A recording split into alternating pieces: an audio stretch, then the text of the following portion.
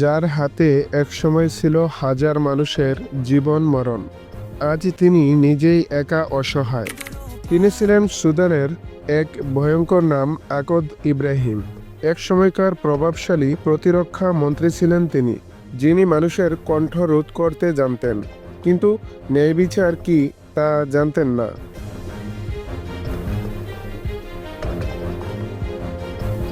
তার আদেশে শত শত মানুষ নির্যাতিত, গুম খুন, এমনকি অনেক গ্রামে শত শত মানুষের বাড়িঘরেও আগুন লাগানোর মতো অসৎ কর্মকাণ্ড হয়েছে তার ইশারায়।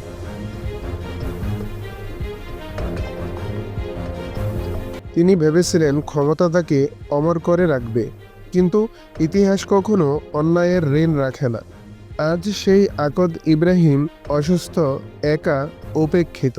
চিকিৎসার জন্য নেই ভালো হাসপাতাল, পাশে নেই কোনো আপনজন।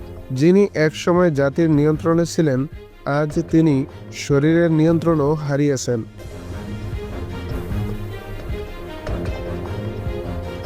দেখা যাচ্ছে তার জন্য নেই কোনো রাষ্ট্রীয় সহায়তা, নেই কোনো আন্তর্জাতিক সহমর্মিতা।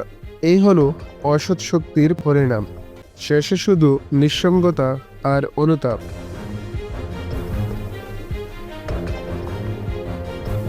এক সময় যার কথায় বাঁচা মরার সিদ্ধান্ত হতো, আজ তিনি নিজেই বাঁচার জন্য অপেক্ষায়, কিন্তু পাশে দাঁড়ানোর কেউ নেই। এই দৃশ্য আমাদের শেখায় ক্ষমতা চিরস্থায়ী নয়, আর অত্যাচারের শেষ আছে। অসৎ নেতৃত্ব যতই শক্তিশালী হোক না কেন, তার পতন অবশ্যম্ভাবী।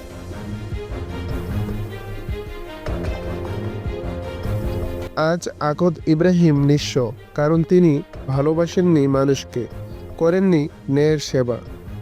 এই শিক্ষা যেন আমাদের প্রতিটি মানুষ মনে রাখে।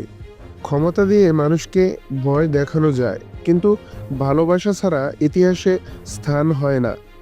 আজ তার নাম ইতিহাসে লেখা আছে, কিন্তু গর্ব নয়, ঘৃণার পাতায়।